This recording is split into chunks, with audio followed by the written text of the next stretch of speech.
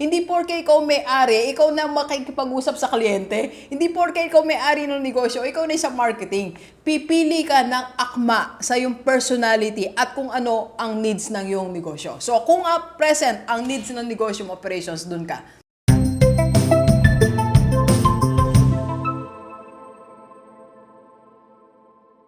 Alright, Positive Day Gilibers. This is Dr. Gigi Disunga from Rockstar Technologies Incorporated, IMG Rockstar Community, and Rockstar Corporate Training. Magandang araw sa lahat mga Gilibers natin, OFW, and dito sa Pilipinas. Okay, so isang problema ng mga negosyante. Sino po negosyante? Alam niyo po ba na meron tayo isang malaking problema na kailangan nating i-solve? Okay? Doon ka na yan. Pag-usapan natin. Let's go. Let's go. Okay. Alam niyo sa atin, iniisip natin minsan at the end of the day, sinasabi natin sa sarili natin na ginawa ko na lahat. Diba?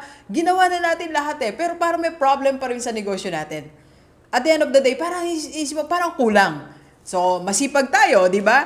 Isip tayo ng isip, tipid tayo ng tipid, di ba? Tayo nga, alam niyo sa first stage ng business natin, nagiging matipid tayo, di ba? Nanghihinayang na tayong bumili ng ganito, nanghihinayang tayong lumabas, mag-outing, kasi para na sa negosyo yung pera natin. So, isip tayo ng isip, compute tayo ng compute, pero may problema tayo. That one big problem is, eto po, medyo sabog tayo ng konti. Sabog tayo. Kalat tayo ng konti. Okay, so pag-usapan natin.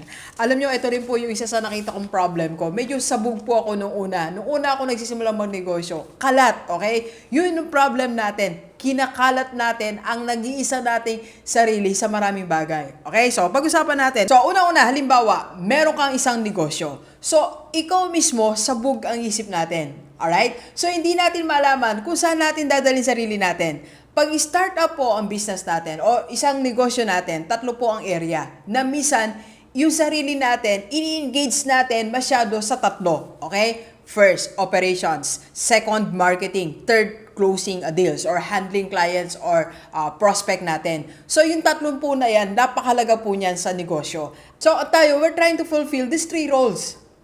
Minsan, ang akma sa'yo, ang dapat sa'yo, operations, wala sa marketing. Okay? Alam nyo, may nakausap ako, last week lang, no?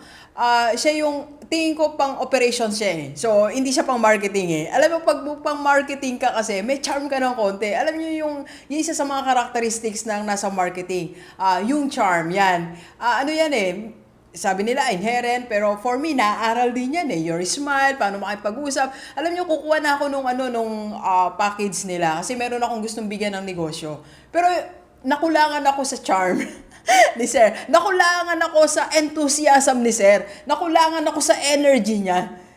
Okay? So, kaya tinan natin, saan natin dapat ilagay lang ang sarili natin. Okay, so pag-usapan natin. Una, kung start-up ka, okay, saan mo ba dapat dalhin ang sarili mo? Pag start-up, ang negosyo mo, eto, suggestion ni Rockstar, dapat nasa operations ang focus mo. Okay? Ang focal point mo is sa operations. Bakit ka mo? Ask me why. Okay? Kasi pag startup ka po, ang number one kailangan mo, system. Okay? At ikaw na negosyante, ikaw lang talaga ang magtsatsaga dyan. Okay? So pag startup ka, operations ka muna. And you hire marketing. Kung hindi ka talaga good sa marketing, di ba? Kung hindi ka talaga good sa closing, bakit ikaw? Ba't mo pipilit ang sarili mo? Hindi porke ikaw may-ari, ikaw na makikipag-usap sa kliyente. Hindi porke ikaw may-ari ng negosyo, ikaw na sa marketing. Pipili ka ng akma sa iyong personality at kung ano ang needs ng iyong negosyo. So, kung present ang needs ng negosyo mo, operations, dun ka.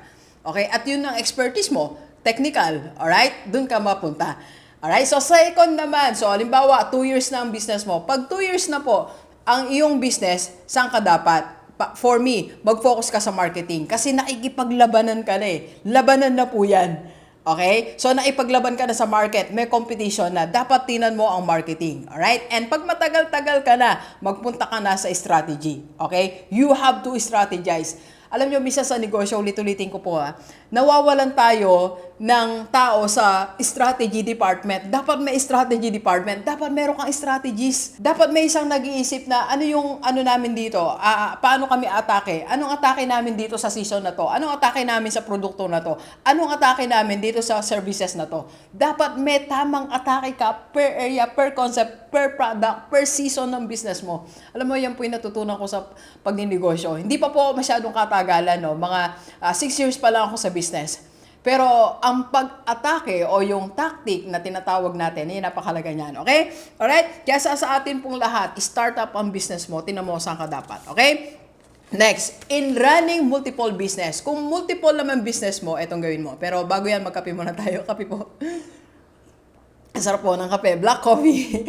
And we are inviting you, sa lahat may negosyo po, we are doing online or offline coaching. So, meron din po kami 3-in-1 business package. So, I can coach you as a business owner and we can conduct sa Rockstar Corporate Training ng seminar sa iyong mga empleyado and we can advertise your business. And under IMG Rockstar Community naman, we are doing free webinar. If you want to start your investment, kung gusto mong mag-Kaiser, Doc, ano bang Kaiser? 3-in-1 po yan. Kakampi natin sa pagtanda natin. Life insurance, health insurance, and investment. PM na sa personal FB ni Doc. Okay? Alright, so ito po, ganito. If you are running business, alam nyo, minsan, ito pa yung problema natin, okay? Pag isang negosyo mo, sabog din tayo, di ba? Sabog tayo, ibig sabihin ba, ang dami natin iniisip everyday, ang dami mo gustong gawin everyday, kaya walang na-accomplish ang negosyo natin, okay? And minsan nga, dahil sa dami ng opportunity, natetempt tayong business A, business B, business C, okay lang yan, okay? Kaya lang, wag mong gawing sabog ang sarili mo, okay? So, paano, Doc, ang gagawin ko kung 3 na ang negosyo ko? Okay? Ako, ito suggestion ko, no? Kung nagsisimula ka na magnegosyo, hanggat hindi mo pa nararating ang tingin mo maximum income o yung income na gusto mo, huwag ka muna mag-jump into another business. Okay? Alam nyo, yan po yung nangyari sa akin eh. Ang dami ko sinimulang negosyo, hindi ko pa nare-reach yung maximum potential ng isang negosyo. Kaya ngayon, tinigil ko po muna. Stop. Nasa IMG Rockstar Community muna tayo. Kasi tingin ko, ito talaga, ang laki ng potential niya for me, no, at sa mga followers ko na makatulong tayo na mas madami. Kaya focus lang muna tayo dito. So, focus ka lang muna sa isa. Alam mo po ba na wala namang, ito based sa study, ako ini-study ko rin po to, na wala naman talagang multitasking. For example, at this point in time, marami kang iniisip, hindi po ginugulo mo lang isipan mo. Kasi yung brain mo, isa lang ang pwede niyang tutukan at the same time.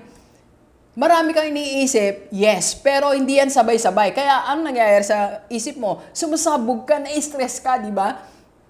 Okay? So, kaya pag-isipan mo muna ang negosyo na yan. Na aim mo, pag matatag na yan, dun ka palang mag-jump into second. Okay? So, pag okay na yung first mo, pwede mo na iwanan sa ibang tao, ibig sabihin, running na siya nang wala ka. That's the only time na pwede kang mag-start sa second. Alam nyo, nung nagsisimula po ako, dahil nga sa dami ng opportunity, nag-start ako 2, 3, 4 na negosyo. So, lahat, sinabi ko sa mga mag-hire na lang tayo. So, wala po siyang narating, walang nangyari. Kasi hindi ko pa na-perfect yung isa, nag-jump na ako sa isa. So, baka nagiging situation mo rin yan, okay? May mali tayo. Sabog tayo as business owner, okay? Kaya sa atin po lahat, kung may isa kang negosyo, isang department lang ang iran mo, okay? Ipagkatiwala sa iba, tinan mo lang, nag-oversee ka na lang. At kung plano mo mag-multiple businesses, yung isa ay maximize mo muna. Okay? Alright? So, wag tayong maging sabog as business owner para hindi masayang ang opportunity. Alright? Okay, maraming salamat and please share this video sa lahat ng kaibigan natin. Kahit OFW, dito sa Pilipinas, para sama-sama tayong mabago tumula dating buhay. Thank you very much, Gilibers. Enjoy the rest of the day. Yeah, let's go. Kape po tayo.